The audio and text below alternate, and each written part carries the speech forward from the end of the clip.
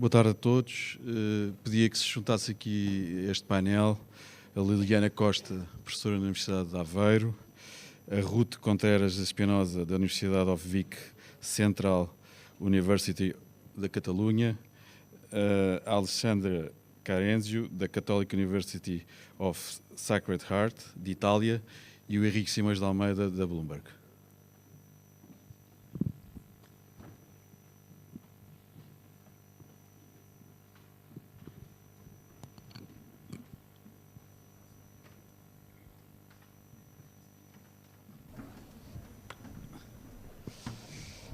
Bem-vindos, obrigado por estarem aqui a partilhar este painel, onde vamos debater nos próximos 40 minutos o estado da desinformação na Europa. Eu vou fazer uma breve apresentação de cada um dos membros do painel para percebermos melhor o seu conhecimento sobre a matéria e o porquê daqui estarem hoje. A professora Liliana Costa é professora auxiliar no Departamento de Comunicação e Arte da Universidade de Aveiro, doutorada em Informação e Comunicação em Plataformas Digitais pela Universidade de Aveiro e Universidade do Porto, mestre em Comunicação Multimédia e uma licenciatura em Novas Tecnologias de Comunicação pela Universidade de Aveiro. Os seus interesses de investigação são os jogos digitais, a confiança nos mídia e ciência na comunicação e interação humana ao computador. A Ruth Sofia Espinosa é doutorada em Engenharia Multimédia, investigadora coordenadora em projetos de investigação internacional financiados pela União Europeia, em áreas como a User Experience, investigação em User Experience, estudos de jogos, aprendizagem baseada em jogos, gamificação, aprendizagem melhorada pela tecnologia, design de interação. É professora associada no ensino superior, avaliadora da Agência de Certificação em Inovação Espanhola, avaliadora na Agência Estatal de Investigação de Espanha, embaixadora das mulheres nos jogos, Women's in Games e cofundadora da DIGRA, capítulo mexicano. A Alessandra Carenzio é professora associada na Universidade Católica de Milão, Departamento de Pedagogia, e membro do Centro de Investigação CREMIT, Centro de Investigação em Educação para os Mídia, Inovação e Tecnologia. Os seus estudos centram-se na educação para a literacia mediática, com particular atenção para as principais questões relacionadas com a cultura digital, família e jovens. Também se interessa por sessões de séries de televisão, como por exemplo o Black Mirror, videojogos e filmes com ferramentas para a educação e o ensino. O Henrique Simões de Almeida, da Bloomberg News, é um repórter e editor de última hora para a Europa Ocidental, sediado em Lisboa, com vasta experiência na cobertura de países africanos de língua portuguesa. Anteriormente esteve baseado em Luanda como correspondente, onde liderou a cobertura das primeiras eleições gerais de Angola, após o fim da Guerra Civil, em 2008. O Henrique regressou a Angola para cobrir as eleições de 2017, continua a realizar entrevistas regulares e a escrever reportagens aprofundadas sobre este país, conhecido pela produção de petróleo. Dito isto, e feitas as apresentações e as credenciais destas senhoras e deste senhor estar aqui hoje para discutir este tema, a desinformação é um tema central na questão dos mídia e em especial na questão dos mídia da Europa e, portanto, deve ser tratada com a maior seriedade e o maior empenho possível. Seguindo as palavras quer da Presidente da Associação Portuguesa de Imprensa, quer do Presidente da Câmara de Lisboa, que refletiram nos seus discursos de abertura a importância de termos um jornalismo credível, um jornalismo que não é fatado pela desinformação e, portanto, é isso que hoje vamos aqui tentar perceber a que níveis é que estamos de desinformação na Europa, nos diferentes países aqui representados e como um todo. Temos aqui pessoas de Itália e de Espanha, portanto, eu vou misturar partes em português com inglês, mas se houver alguma dúvida, digam. Portanto, eu começaria pela Liliana e pedia-lhe que, de uma forma rápida, nos partilhasse como é que é vista a desinformação em Portugal, do seu ponto de vista. Ok. Antes de mais, agradeço o convite para estar aqui hoje. Como foi referido na sessão de abertura, nós estamos a viver momentos difíceis para os jornalistas e para a divulgação da informação, porém há aqui uma questão específica em Portugal e eu estou-me a assentar em dados publicados pela Ubercom, relatório de 2023, que grande parte dos portugueses confia nos jornalistas para divulgar a informação. E essa confiança, ainda para mais num serviço público, reconhece o serviço público. No entanto, a dificuldade prende-se com os modelos de negócio inerentes, porque nem todos estão a par para financiar as subscrições e novos modelos de negócio são necessários. Relativamente à desinformação, o mesmo relatório aponta que a questão da corrupção continua a ser o tema mais vigente relativamente à divulgação dessa informação, e face à necessidade acrescida de novos modelos de negócio, etc., muitas das agências noticiosas acabam por enverdar por outros modelos, nomeadamente para o clickbait, que podem gerar situações erróneas nesse sentido. Isso é uma das preocupações a ter em conta. No entanto, há algumas ações também em Portugal que estão a ser esforços neste sentido, nomeadamente ações de literacia, e na Carta Portuguesa dos Direitos Humanos também o direito a ser protegido relativamente à desinformação tem sido um desses avanços, mas ainda há muito por fazer. Ruth, em Espanha. Aqui. En España.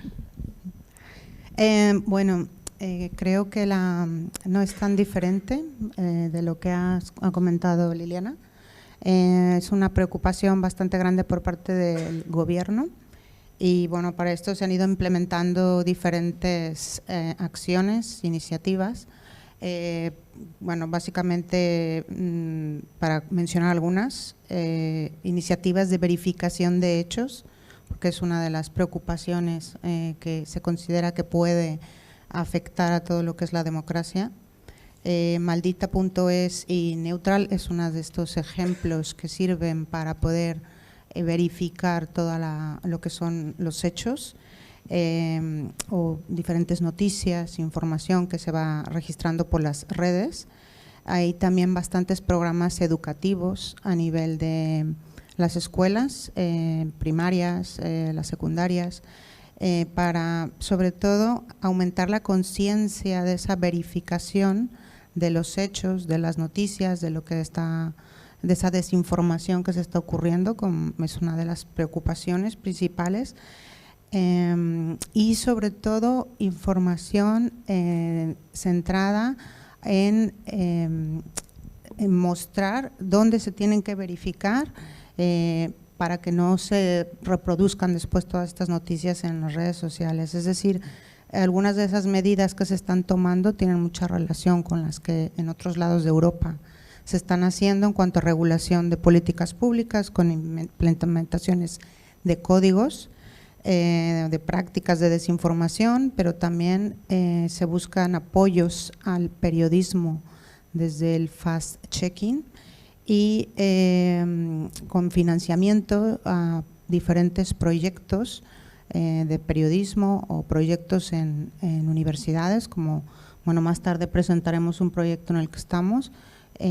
Precisamente eso es otro ejemplo de esos proyectos que se intentan para hacer media literacy directamente, y también pues monitoreo y análisis de sistemas que ayudan a detectar esas campañas de desinformación que se están haciendo muchas veces y mayoritariamente en redes sociales.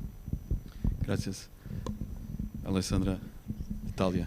So I'm going to speak in English, so sorry for this, but I will try to be clear. So I start from few data from a recent report in Italy, and 76% more or less of the Italians do think that fake news now are more sophisticated and difficult to dissemble and recognize.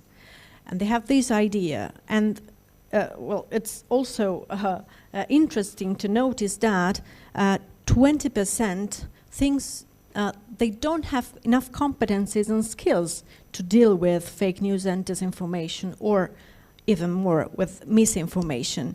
And just 61% thinks that maybe they can delve into the question and then the issues of disinformation and misinformation. So we should start from this data and start from giving more confident people, having more confident people, because I think that they are a little bit disappointed, but not so active to do something in reading newspapers or watching television news or accessing the social media websites. And we after the pandemic in Italy especially, we have gained new ideas about the impact and the effect of the disinformation. At the beginning we thought that it was just simply related to the possibility to know better, to have quality knowledge or quality information. Now we are totally, and it's clear for everyone, we are totally convinced that this information is linked and connected to the possibility to be citizenship, to be citizen, to act better, to live better, to choose.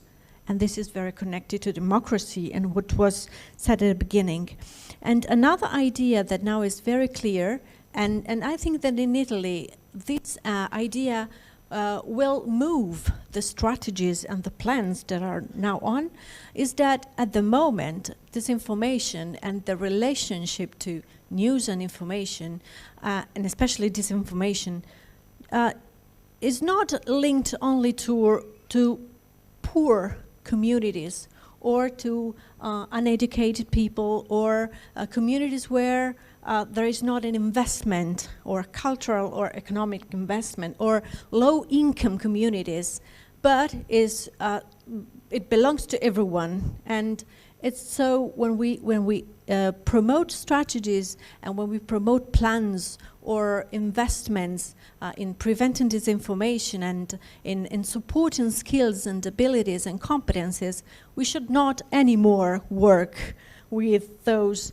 kind of situations, but work broadly, starting from schools. And just one last really short element, we have a lot of initiatives in Italy, starting also from the mainstream media, from RAI and others, and we have initiative in the curricula with the syllabus of media literacy and civic education.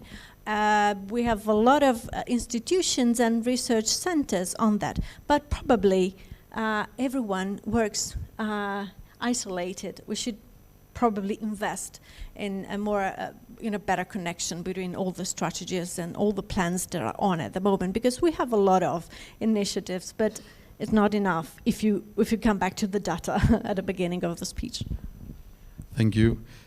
Henrique, tivemos aqui uma abordagem mais académica e agora gostava de ter uma abordagem de alguém que está no terreno e que trabalha numa agência internacional, que é a Bloomberg, especializada em economia, e portanto pedia que tu, enquanto jornalista, pessoa que estás no terreno, estiveste já em diferentes geografias do mundo, estás agora na Europa, nos descrevesse, enquanto jornalista, a tua experiência e como é que a desinformação, como é que a vês, de uma forma macro.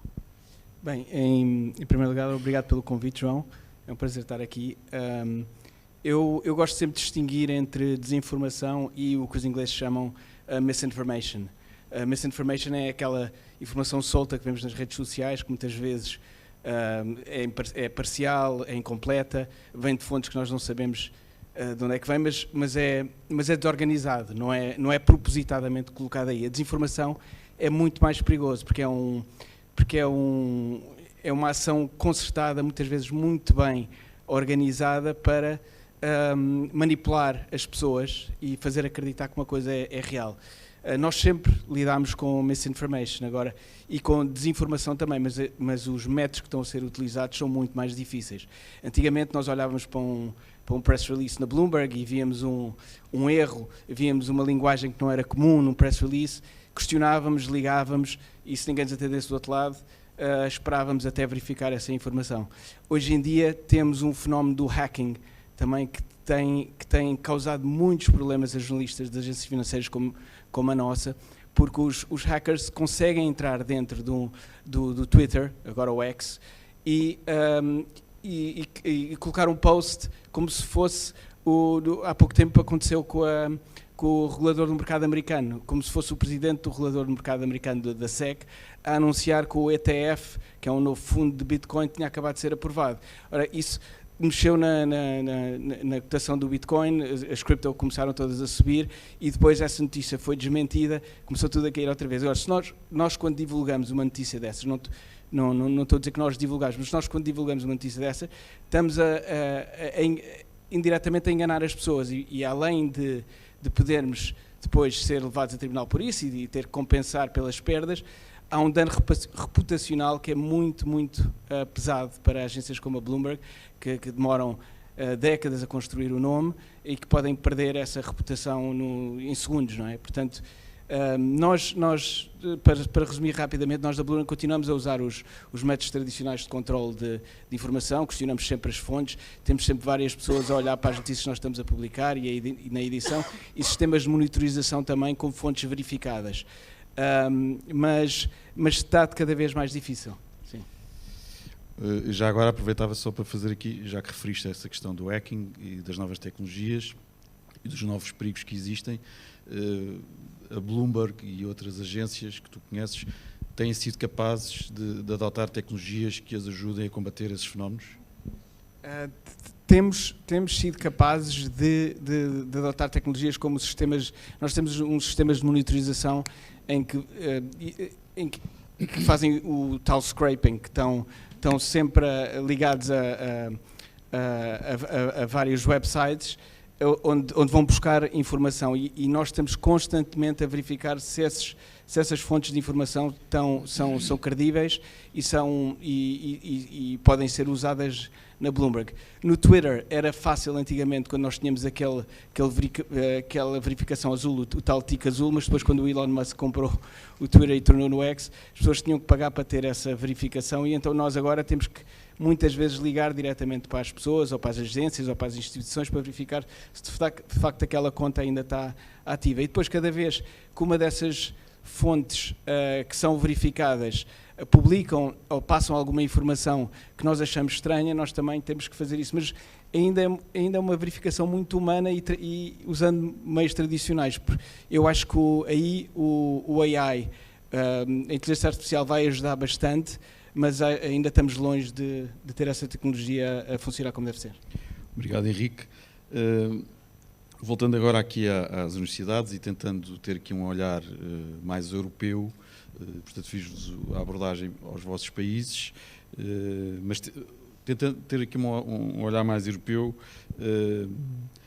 partindo do particular para a Europa, como é que vem a questão da desinformação e se acham que a Europa está a implementar estratégias corretas para combater a desinformação? Seguimos em mesma ordem. Ora bem, eu acho que as estratégias que estão a ser adotadas por Portugal estão muito em linha daquilo também que são as prioridades ao nível europeu, nomeadamente com o fact-checking, por exemplo, nós temos o polígrafo, verificar e outras fontes, bem como também programas de literacia. Claro que ainda não temos incluído no programa curricular, por exemplo, uma disciplina de estudo dos média e para que faça esta desmistificação. Temos ações e as ações dos jornalistas nas escolas têm sido uma das iniciativas e da aproximação e esforço, mas não temos a integração no plano curricular e poderia ser uma das formas, até com o esforço da união dessas competências ao nível europeu. Outro dos aspectos que acho que ao nível europeu ainda carece de algum esforço é, por exemplo, dotar na parte dos investigadores o acesso a dados nas redes sociais, claro, anonimizados, para que se possa fazer estudos sobre como a informação é circulada e quais são as motivações que levam à propagação de determinado tipo de conteúdo. E uma outra vertente que é pouco falada, mas nós sentimos na universidade, na ciência, que é com a proteção de dados e a aprovação de uma investigação no Comitê de Ética, o que tem acontecido é que o tipo de investigação que está a ser feita nas universidades, porque esses processos são muito burocráticos e demoram muito tempo, então os investigadores têm-se visto com uma panóplia de ações para fazer, então têm predominado revisões da literatura e questionários, que é o que é mais agilizado nestes processos. Isso é muito complicado, porque depois a informação que se passa quando os jornalistas querem assentar qualquer fundamento que exista, muitos dos estudos às vezes fundamentam-se, têm em base revisões da literatura, que são revisões de informação, que é revisão de informação, etc. Portanto, muitas das vezes a informação já está desatualizada, ou questionários que assentam na percepção que as pessoas têm em relação a algo e que muitas das vezes acaba por não ser o verdadeiro comportamento. E aí eu acho que tornar bem claro esses processos, porque muitas das vezes quando estamos a pedir um parecer a um comitê de ética ou à proteção de dados, acabam por ser uma autorização para fazer a investigação e desses processos que demoram muito tempo, e acho que essas normas poderiam ser de modo agilizadas. Numa resposta de sim ou não, está a Europa, a União Europeia, a trilhar o caminho correto, com todas as dificuldades que aqui mencionou, ou não? Sim ou não? Acho que é muito, eu diria que sim, na medida dos esforços, mas acho que ainda há muito por fazer. Ok. Ruth? Sim ou não é muito complicado, até porque eu posso incorrer em alguns erros. Amanhã pode-se revelar quanto. Não é para aumentar a desinformação. Ruth? Bueno, para complementar lo que ha dicho Liliana, porque también es una cosa muy similar en cuanto a, repitiendo también lo que decía Liliana y Alessandra, no hay en España ninguna asignatura, o no existe en el currículum alguna asignatura que se enseñe directamente relacionada con los contenidos de aprendizaje. Hay iniciativas, sí que las hay iniciativas, pero a nivel muy individual, tanto de profesores como de iniciativas en proyectos de investigación que se van haciendo. Incluso aquí llamo la atención de que incluso yo que trabajo más del área en videojuegos, hay muchas empresas actualmente en España que están creando juegos de mesa o videojuegos también, que están tocando algún punto crítico relacionado con el misinformation o disinformation o quizá cosas muy pequeñas, pero que intentan también hacer esa reflexión, ¿no?, para todos los que estén haciendo estos juegos o que jueguen esos juegos, pero no hay realmente algo que sea una estructura vertebral que acabe de conjuntar tanto esos proyectos como los esfuerzos de empresas que están haciendo cosas para llevar todo ese discurso hacia ahí, y por tanto pues todavía falta mucho por hacer en ese sentido, y creo que es algo que se debería de trabajar aún más. Numa resposta de sim ou não, há falta, portanto, de estruturar informação sobre o que é a estratégia de combate à desinformação por parte da Europa. Sim. Obrigado. I can answer yes again, because I think that we had a lot of improvements in these years, and I can quote at least 3 elements. The first is, for example, the role and the commitment of the EDMO maybe you know it, the European Digital Media Observatory, and they are working really hard in these times in terms of disseminating good practices and helping people, and not just the whole thing, the whole system, to pay attention to information, disinformation and misinformation and fake news and hate speech, for example.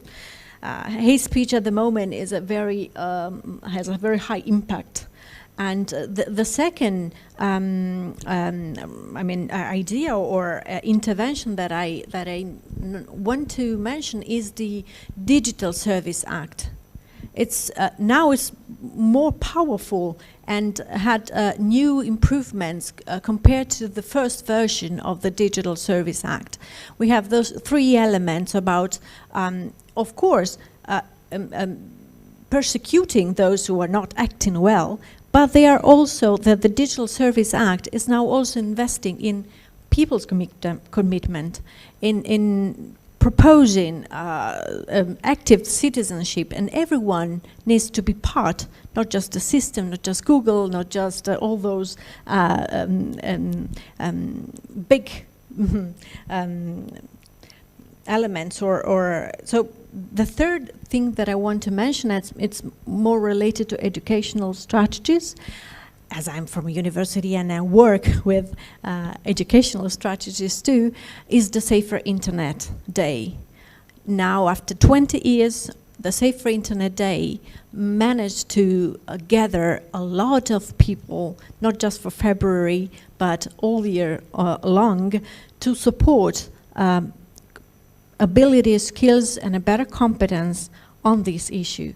And just to be clear, in Italy we have this syllabus, but every school has to develop a curricula. So every school is engaged personally, so we don't have anything from above or from the ministry. We have suggestions and plans that could be implemented in schools. So we don't have a paradise situation, of course. But the EDMO, the Safer Internet Day, and the Digital Service Act, I think that especially the Digital Service Act is acting well in supporting much more engagement in how we can deal, and just the Digital Service Act, for example, works very well on two elements. The first is working on hate speech and paying attention to hate speech and all those situations that can support hate speech, and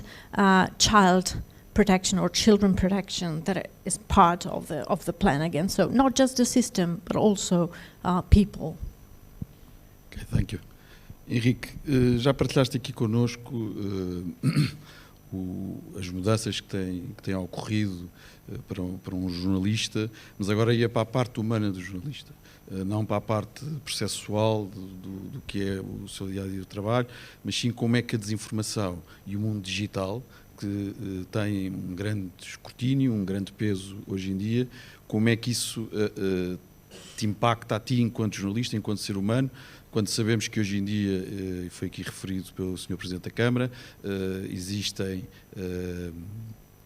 projetos dos quais o Aveiro Media Competence Center também faz parte a nível da saúde mental dos jornalistas, portanto inclusive um dos trending topics que estamos a tentar trazer para o mindset da Europa. Como é que um jornalista, um ser humano, no final do dia, lida com esta pressão da desinformação no seio digital? Bem, muitas vezes nós sentimos-nos paranoicos, porque nós recebemos informação, estamos prontos para enviar o que nós chamamos um flash, um headline com uma coisa simples, uma empresa que anuncia que vai para o mercado, por exemplo. Estamos prontos para enviar, pedimos a um colega nosso para ver, porque precisamos sempre de 2 pares de olhos, e mesmo assim temos medo de enviar. E são coisas simples, ninguém vai morrer se enviarmos e estiver errado, mas a reputação, mais uma vez, vai estar em xeque. Nós ficamos um bocado paranoicos, nós somos extremamente céticos em relação à informação que vai ter connosco. Muitas vezes recebemos telefonemas de pessoas a oferecerem-nos entrevistas com o CEO, ou com o Ministro, ou com o Secretário de Estado, e nós ligamos de volta para verificar se o número de facto é dessa pessoa. E depois existe agora outro fenómeno que é os deepfakes. Nós às vezes vemos a imagem de uma pessoa a falar e temos que questionar mesmo se é mesmo essa pessoa. Aconteceu há pouco tempo com o presidente da maior agência de publicidade do mundo, a WPP, em que havia um deepfake do CEO a dizer que iam entrar em novos negócios porque a empresa tinha que crescer, e aquilo teve um impacto em bolsa, mas depois no final foi saber era um deepfake. Portanto, é isso mesmo, temos de ser paranoicos. Não basta ter 2 fontes, nem 3 fontes, não basta ter outra pessoa a olhar por trás de nós para verificar se a informação está certa, ou ter 2 editores como nós temos. Nós temos de sempre ir um bocado mais além. E isso, numa agência de notícias, é muito chato, porque nós queremos ser os primeiros a dar a notícia, porque sabemos que se formos os primeiros a dar notícias, depois fazemos uma notícia ainda maior e as pessoas continuam a seguir-nos até ao fim, e temos a fidelização dos nossos leitores. Mas se dermos a notícia errada não vale nada, portanto é mesmo isso. E a aproveitar as palavras mais uma vez do Presidente da Câmara, que fez aqui um discurso de abertura bastante rico, até pela ligação que ele tem a esta indústria, e perguntava-te, conheço bem o Henrique, portanto estou à vontade de lhe fazer esta pergunta: mudou? Tu viveste num país como Angola, viveste num cenário de guerra, eleições conturbadas, tens uma família. A tua relação com a tua família foi mudando ao longo que a desinformação e a digitalização foi aumentando e a pressão foi aumentando? Ou foste conseguindo gerir isso? Sentes que há uma grande mudança? Não, a única relação, a maneira que eu me relacionava com os meus filhos mudou, porque eu questiono muito mais a fonte de informação deles. Eu pergunto sempre, porque eles nem sequer veem televisão, não leem jornais, para ler um livro também é difícil. E então eles disserem, olha, o cão da vizinha morreu, eu digo, quem é que viu o cão morto? Eles dizem, eu vi. E o teu irmão também viu? Não, então o teu irmão tem que ir lá ver para eu acreditar nisso. Nesse aspecto sim, mas em termos da relação que nós temos, sempre foi boa. Eu confesso que sou um privilegiado, sinto-me um privilegiado por poder estar a trabalhar numa agência de notícias que tem muito sucesso, que está muito bem, e que nunca tivemos os problemas que vemos aqui em Portugal, e portanto esse aspecto também ajuda bastante a ter uma estabilidade familiar. Sim. Numa resposta de sim ou não, qual é a tua percepção enquanto jornalista, se a Europa está a agir bem no combate à desinformação? Sim ou não? Eu acho que não. Passemos agora para uma questão mais concreta, que vos ponho a todos. Na vossa opinião, o que é que gera mais desinformação na Europa? Temas que vêm de outras zonas do mundo, literacia local, as plataformas online, a falta de regulação nos diferentes Estados-membros europeus, outras que vocês considerem. Portanto, enumerem 2 ou 3 e expliquem. Posso dizer que são todas? Pode. Portanto, falou em temas. De facto, existem temas que são muito recorrentes, nomeadamente nas guerras e conflitos, e o discurso é normalmente quem é que iniciou, que é para apurar o culpado. Depois, na saúde, temos, com a questão das epidemias, é muito os milagres no tratamento, não é? Predomina esta narrativa. E depois temos nas questões das eleições, nas sondagens, em que há muitas das vezes uma maquilhagem de números, o modo como apresentamos a informação. Por vezes falamos em percentagens, depois o número não vem, quantos foram entrevistados. Pronto, e ao não apresentarmos essa informação toda, também depois é difícil aferir realmente como é que foi o processo. Ao nível da literacia, e por acaso aqui o Henrique falou na questão do debunking, não é? O facto de eu ter que estar sempre a ver se a informação é verdadeira ou falsa. Mas eu acho que há aqui uma ação muito importante, que é o pre-banking, ou seja, eu já vou deduzir que há uma informação que me pode chegar às agências de notícias, que aquilo vai ter um impacto nas redes sociais. E eu já estou a anteceder que aquela informação vá e vou divulgá-la, mas de modo controlado, como se fosse uma vacina, não é? Em que eu tenho o vírus, eu injeto um vírus para que depois garante uma imunização face àquele conteúdo. Aqui eu exponho o meu público com aquela informação e vou desconstruir quais são as estratégias que estão a ser utilizadas para manipular. Para que depois, quando a pessoa esteja exposta àquela informação, já está imunizada, já sabe quais são as estratégias. E eu acho que isto é muito importante do ponto de vista de como consumir a informação que vê.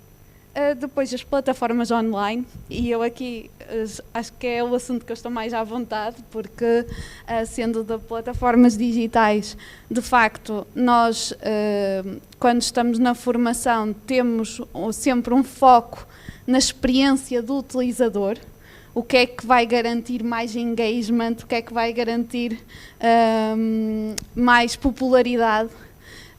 Mas, entretanto, também temos de ter responsabilidade no modo como desenhamos as plataformas, porque muitas das vezes nós utilizamos os chamados padrões obscuros, as dark patterns, que também auxiliam no processo de engagement, mas depois dão prioridade, por exemplo, a um conteúdo face a outro.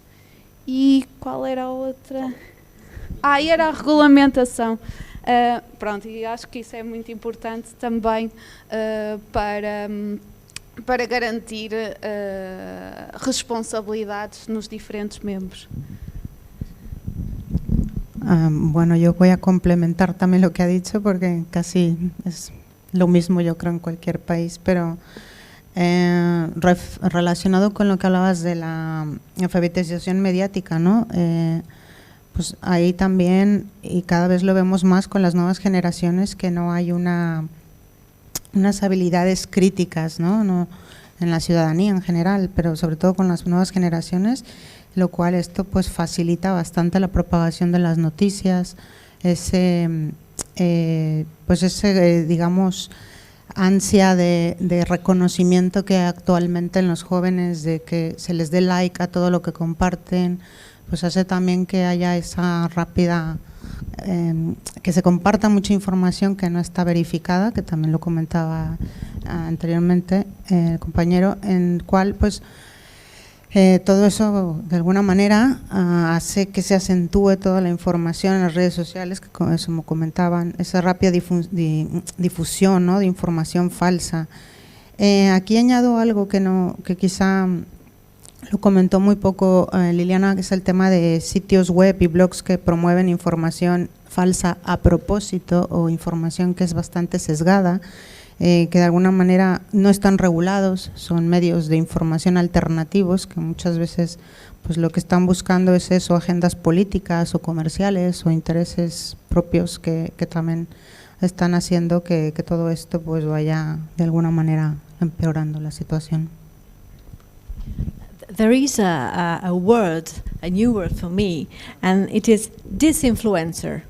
So it's not influencer, but disinfluencer, and they are very rich in system and an organization, and of course they do it on purpose, and they have a net of followers that can support them. And this net, from recent studies, is not based off, it's based on people who have a very high position in professionally speaking, so lawyers or businessmen, and so it is very tricky and moves all those discourses to another level. So I think, just to add a few things, that every element is important, but especially considering literacies, we should move again to a new level, because we should consider that it's not just information literacy, it's media literacy, it's data literacy, audiovisual literacy, and platform literacy, artificial intelligence literacy. So it's David Buckingham is a scholar from media literacy education in Europe, very popular in Europe, said we should gain the bigger picture and not just the single element. And so maybe now the very big chance and the very challenge we have is to move all those elements to another level. It's like games or video games, to move on and consider the bigger picture and consider that information is part of a bigger system, and we should work on all levels. It is a sort of multiliteracy perspective we should gain, especially when we live in a system of post-truth where truth is not important. It's important the emotions and how information gains importance, because information moves emotions and confirms what you feel. So if in the past we were interested in dividing or separating truth and not truth, now, well, it's not so necessary, because information confirms our personal beliefs, and we are safe. We say, okay, I agree with this information because it confirms what I think. So it's clear, it's a good information. So it's harder now. Henrique, já partilhaste aqui muitos destes aspectos connosco. Se tivesses que escolher um em particular, qual é, na tua opinião, enquanto jornalista, aquele que mais te afeta do ponto de vista da desinformação? São as fontes, a literacia das pessoas, são o facto de vivermos aqui, referiste várias vezes o Twitter, portanto, as plataformas digitais. Escolhes algum ou é uma somatória das partes? Eu acho que é muito a somatória das partes, mas como eu estou muito ligado ao digital e à informação que vem através do digital, eu diria que é estas fontes que aparentemente estão verificadas, mas são fontes falsas, e portanto é o que mais nos afeta. E ultimamente tem havido também, isto a propósito da guerra na Ucrânia, por parte da Rússia, sites que são sites falsos, mas que fingem ser o site da BBC ou o site da Bloomberg, a passar informação que também é falsa. E portanto isso são temas que temos de lidar com o dia a dia, e está de cada vez mais sofisticado e cada vez mais difícil de detectar. Sim. Portanto, entre agora na última pergunta, e depois farei mais uma pergunta extra que faz a ponto com o tema seguinte, que é a apresentação do projeto Geomídia. Na vossa opinião, e de uma forma mais sucinta possível, quais são as consequências a longo prazo de uma cultura de desinformação na Europa, que já por si só vive grandes desafios, como a guerra que o Henrique aqui referiu e outros? Mas, aqui é a questão da democracia.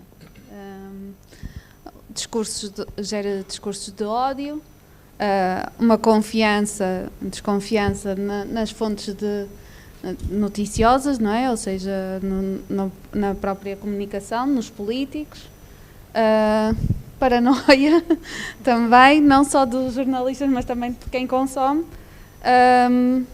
Se aliado a isso estivermos em crises de todo foro, de crises económicas, sociais, teorias da conspiração, portanto, afeta o modo como vivemos e o modo como tomamos decisões a longo prazo. Portanto, não é um cenário bom de se ver.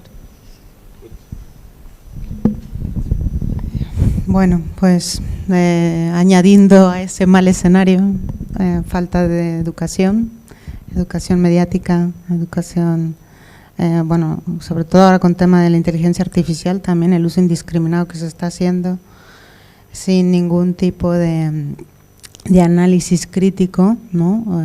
Dando por sentado absolutamente todo lo que la inteligencia artificial como información está dándose.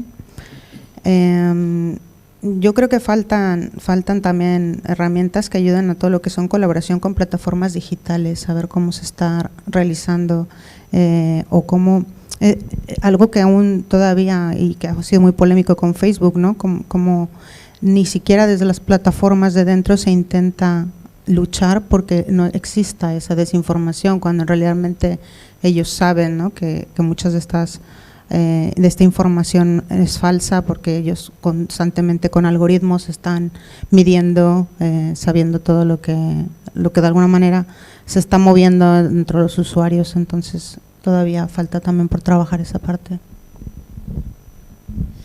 Just few words. Democracy, of course, is under attack, but I think that also two other maybe minor elements, but quite important. Empathy, the loss of empathy, and the loss of a sense of community, and distance between people. I'm not interested anymore. And so responsibility and critical thinking. And if you consider empathy as the basis of the possibility to be together and take care of others, I think this is very serious. And it starts from young children when they even go to kindergarten and they are in front of a screen maybe 20 hours per day. And this is very important, even before information and disinformation or access to information from very young age. So loss of empathy is very a big issue. Eu só gostava de dizer que, por parte da Europa, tem havido muita ênfase também na regulação das plataformas para evitar a desinformação, e eu acho que podíamos ver também o problema ao contrário, podia haver muito mais investimento nos mídia para os mídia conseguirem ter equipas que conseguissem passar a verdade e serem os verdadeiros guardiões da verdade e fazer o que nós gostamos de fazer, que é o jornalismo. Portanto, não chega só a investir em regulação e em estruturá-la, em desenvolvê-la, em fazer transições em cada país europeu, que depois são sempre complicadas e demoram tempo. É necessário ter uma abordagem mais efetiva, mais no terreno, juntamente de quem é o gerador da informação. Sim, nós falamos muito nos fundos dos PRR, nos investimentos em infraestruturas, na ferrovia, nos aeroportos, mas deixamos este debate de lado, não é? Eu não sei se vai muitos fundos para os mídias ou para polos de investigação de mídia, mas, por exemplo, as últimas notícias que eu vi da União Europeia em relação à desinformação foi a criação de uma instituição que é o European Democracy Shield, não é? O tal EDS. Eu não sei bem o que é que isso é, mas parece-me que é muito mais do ponto de vista de regulação do que do ponto de vista de formação. Eu acho que devia haver muito mais investimento na formação do que na regulação. Não sei. Ok, já estamos aqui. Este painel tem duas partes. Esta primeira, em que eu pedi que partilhassem as diferentes visões vindas de diferentes países e de uma realidade que é o jornalista, para termos aqui uma noção comparativa sobre estas temáticas, sobre a temática da desinformação na Europa. Vamos ter agora um momento em que a equipa do IOMedia, que é um projeto de um consórcio encabeçado pela Associação Portuguesa de Imprensa, com a Aveiro Mídia Competência Center, com a Universidade de Aveiro, com a Universidade Católica e Sacred Heart de Itália e com a Universidade de Vic, Central University de Catalunha, desenvolveram para combater a desinformação junto dos jovens da Europa. E pedia só uma última pergunta muito rápida. Na vossa opinião, a desinformação, já que falámos, tornou-se um fator de risco tão importante como as próprias crises em si, porque este projeto do IOMedia debruça-se sobre crises e como é que elas impactam os jovens na Europa. E portanto, os jovens, ao serem impactados com essa informação ou desinformação, vai levar a que eles tenham uma percepção da Europa diferente no futuro. Vamos ter outros europeus por causa disto, sendo que é isso que depois um dos fatores que o IOMedia e o projeto IOMedia vai tentar combater quando for lançado. De uma forma muito rápida. Eu acho que vai ajudar a olhar para a informação com os outros olhos, não é? O projeto IOMedia é nesse sentido, de intervenção da educação. E claro que ao sermos agentes críticos e consumirmos informação deste modo, faz com que também a tomada de decisões seja mais informada. E ao mesmo tempo, para isso, para ter a informação, precisamos da comunidade e identidade, o que contribui termos a abertura para outros países europeus e ao mesmo tempo construirmos esta identidade europeia. E nesse sentido, sim, penso que auxilia, não é uma relação direta, mas que pode auxiliar. Pelo menos esperemos nós, é essa a nossa missão. Ruth, só rapidamente, vamos ter jovens europeus diferentes por causa da desinformação? Eso es lo que esperamos, por lo menos que aprendan a diferenciar las fake news y que aprendan también a hacer una reflexión crítica de cómo se consumen todas las noticias en redes sociales. I should add just, I have nothing to add more and to go in depth, but the project Yo Media starts from the idea of crisis as something that makes confusion.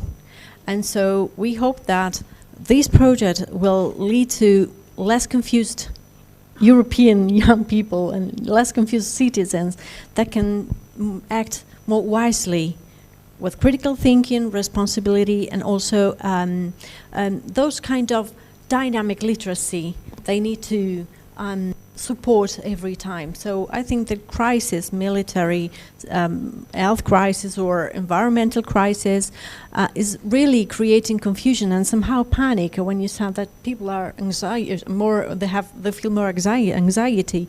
So I think that this could be just a small force, but important to get a better youth and a better vision of the future, because somehow young people are very, very confused and they have a fear. They fear about the future, and sometimes they feel that they don't have a future anymore, and crisis impact it very easily. Henrique, para fechar o painel, os teus filhos portugueses europeus vão ser diferentes por causa da desinformação e toda esta problemática que aqui tivemos a debater?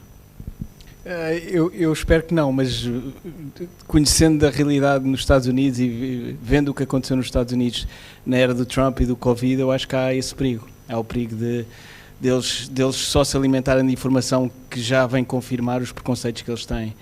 E pronto, e volto ao mesmo tema, daí a importância de nós como jornalistas e nós como profissionais da comunicação ou ligados à investigação, ligados com a comunicação, a importância de nós continuarmos o nosso trabalho e divulgar a verdade. Muito obrigado a este painel, para quem peço uma salva de palmas. A Ruth e a Alessandra mantêm-se connosco. Obrigado, Henrique. Obrigado, Liliana.